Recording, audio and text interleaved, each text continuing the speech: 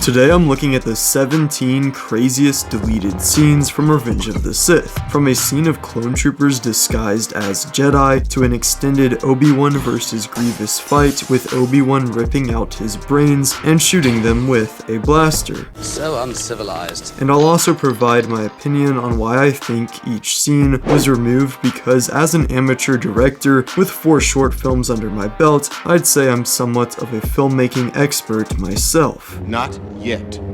Shaak Ti Deaths. So in her first death scene in these deleted scenes, Anakin and Obi-Wan round a corner and find General Shaak Ti being held hostage by General Grievous. Anakin and Obi-Wan are quickly surrounded by battle droids. Oh no!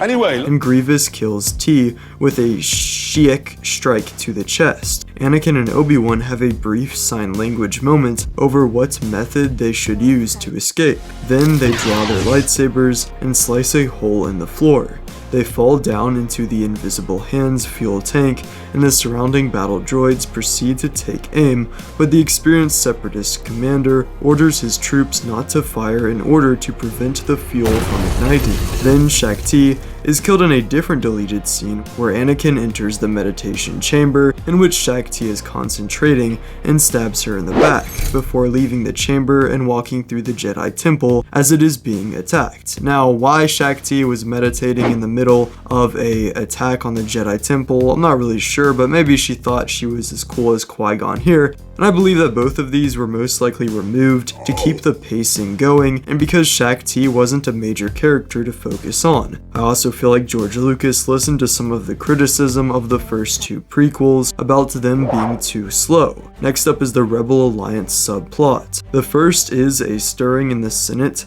Bail's office. This has senators including Bail Organa and Mon Mothma present the movement against the Chancellor to Padme, sowing the seeds of the Rebel Alliance. Then we've got Seeds of Rebellion at Padme's apartment, and Padme suggests bringing the plan to the one Jedi she trusts, but the group agrees to appeal to the Senate first. Finally, this all comes together with confronting the Chancellor in Palpatine's office, where the senators, now including Jar Jar, present the petition to Palpatine and Anakin, who is acting as his personal bodyguard. These were likely cut to spend less time on the politics of the movie, which was another major complaint of the previous films. If you think about it, if this would have been kept in, this movie would have had the same pace as the others, and since Revenge of the Sith has the most stuff to unpack, that would have made this the longest, likely upwards of 2.5 hours. Alternate Anakin vs Dooku Duel. Before arriving at the Chancellor's cell, Obi-Wan gets captured by droids, where he faces General Grievous, so Anakin would fight Dooku alone. Dooku would reveal that it was he who had made the Tuskens kill Shmi Skywalker. Then Anakin becomes enraged and eventually defeats and kills him. I feel like it actually was better to see Anakin and Obi-Wan working together in a duel for at least once in this trilogy, and also the idea of Dooku orchestrating Shmi Skywalker's death for sure feels pretty contrived. Jedi Meeting. So for this scene, Obi-Wan, Mace, and Yoda meet in the temple to discuss the darkness surrounding Chancellor Palpatine. Mace actually suggests removing the Chancellor from office if he doesn't give up power, and Yoda warns that this will take them to a dark place, if so. To a dark place this line of thought will carry us. This scene was replaced by the Jedi War Council scene, which was quicker and more concise. Yoda on Dagobah. Here, in this deleted scene, Yoda arrives on Dagobah in the final montage of the movie. This scene is mentioned in the novelization, and while this concludes Yoda's involvement in the prequel trilogy, which was definitely more so than in the originals, it also isn't as important as the setup of the twins on Alderaan and Tatooine. Elevator Antics. Anakin and Obi-Wan banter while waiting for the elevator on the Invisible Hand. Additional cut lines include Obi-Wan commenting how elevators never come when you need them, as they block blaster bolts from the oncoming droidekas, and the Jedi pair mockingly say "Roger, Roger" after they defeat the battle droids in the elevator. Roger. Considering the seriousness of this scene, I feel like this much humor would have taken away from the Battle of Coruscant section of the film, so that's probably why it was cut. Next up is Extended Order 66. A completely alternate sequence features the deaths of Barriss Offee, who, while fighting on Felucia, is shot by an all-terrain tactical enforcer from behind, which proceeds to step on her body, and that's an ATTE for those who are complete idiots. Next up is Luminara Unduli, who is quickly surrounded by her troops and gunned down, and Quinlan Vos, who is riding a convoy of HAVWA6 juggernauts, when the one in front of him suddenly stops and opens fire on his. So yeah, he got completely screwed, bro. Other differences from the final sequence include the Separatist attack on Kachiro, beginning with Palpatine executing Order 66. Then we have Wookiees jumping inside the oncoming tank droids and killing their droid drivers, and Ki-Adi-Mundi was going to be killed on Kamino instead of Maigito. Also in the Jedi Temple are extended footage for the deaths of Wee Malrux, Bane, and Sindralig, featuring more shots of Anakin dueling with the latter.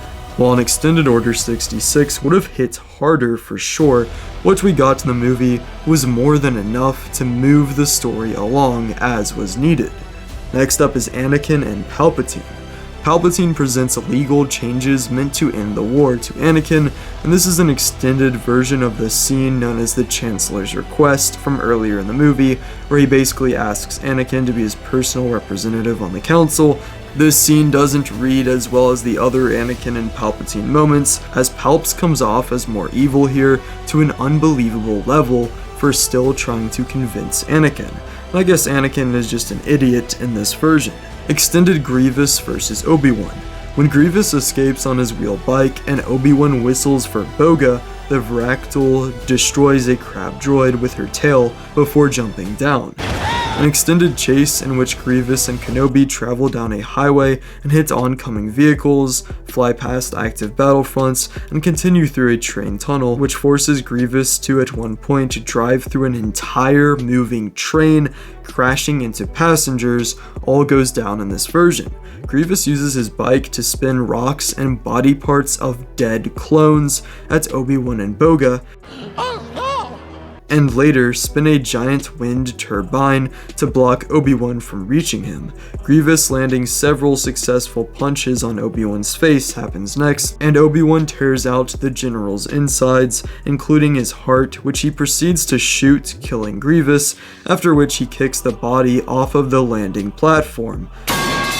So yeah, this one definitely could have been rated R if that had happened in the movie. Clones dress as Jedi.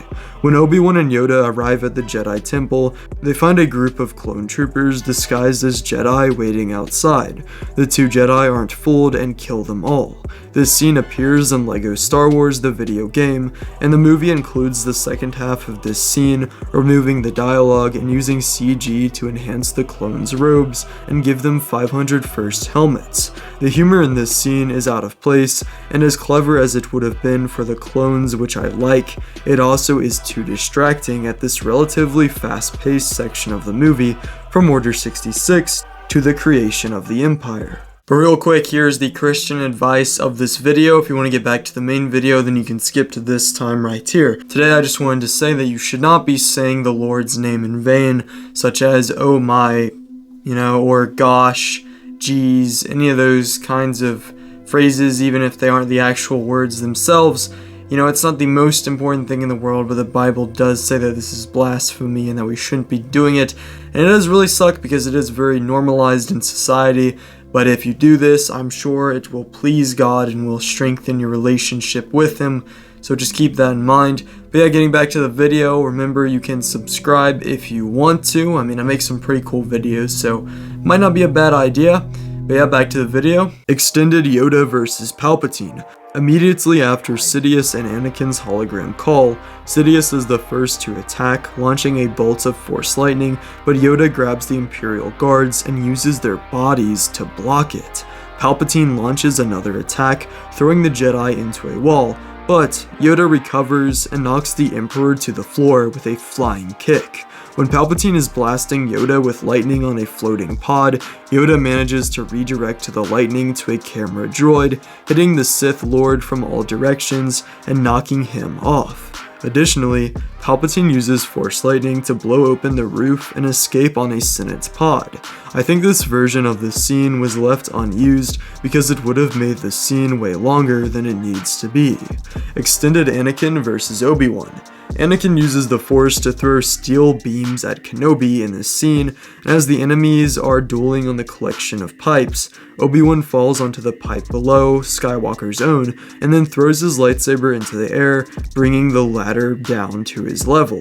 Anakin cuts that pipe, and they use the broken ones to swing to the main collection, but Anakin's maiming in this scene is a result of him jumping on Obi-Wan's platform on the lava river later on, dueling, and going in for an overhead strike. Obi-Wan notices his legs are undefended and quickly slices them off, causing him to fall to the bank of the lava river below. I'm glad they changed this to the high ground because with this version there's no real reason why Anakin loses here. And if you liked this video, then you might also like this one where I ranked every deleted scene from the prequel trilogy. But yeah, see ya.